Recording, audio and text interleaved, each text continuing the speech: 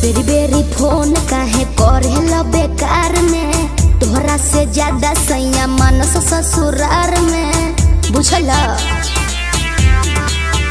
ए बेरी बेरी फोन काहे करेला बेकार में, तोहरा से ज्यादा सैया मानस ससुरार में। ई बात बा हो पीछा छोड़ दो नहीं तो पछताएगा। ऐसा नौबत नहीं आएगा, जहिया हमारा से पाला पड़ जाएगा। तेरा मर्द बहुत मार खाएगा, जहिया हमारा से पाला पड़ जाएगा। तेरा मर्द बहुत मार खाएगा।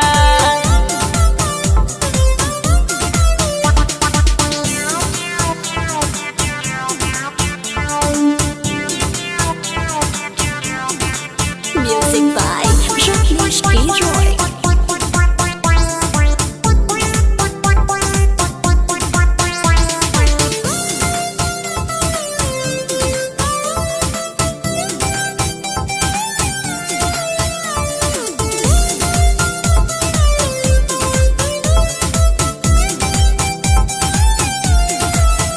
टाइम पास के लिए तू बतियाता था, खाली रात को अकेले में बुलाता था।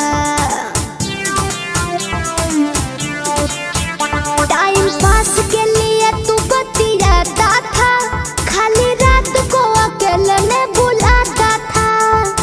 हाँ हाँ जानू कह कह के उल्लू बनाती थी क्यों, खाली हमारे से खर्चा कराती थी क्यों। तेरे हाथ में ना अब कुछ भेटाएगा, तेरा मर्द तो लात जूता खाएगा। कहिया हमारा से पाला पड़ जाएगा। तेरा मर्द बहुत मारे खाएगा, जहिया हमारा से पाला पड़ जाएगा। तेरा मर्द बहुत मारे खाएगा।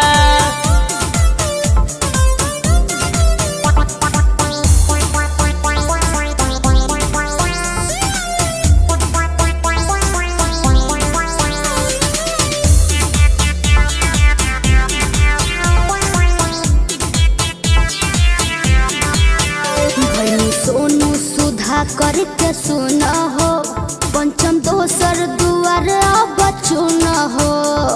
अरे दूसर दुआर देखाए बाबू। भैनी सोनू सुधा करके सुना हो, पंचम दोसर दुआर अब चुना हो। हाँ हाँ डोरी नहीं आके अब कहीं जोड़ब ना, धोखाबाजी कैले बारू तोहके छोड़ब ना। मेरे सैया के हाथ तू ठोकाएगा।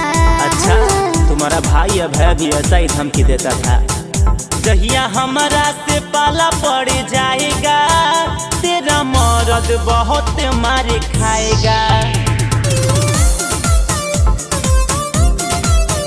जहिया हमारा से पाला पड़ जाएगा। तेरा मर्द बहुत मार खाएगा।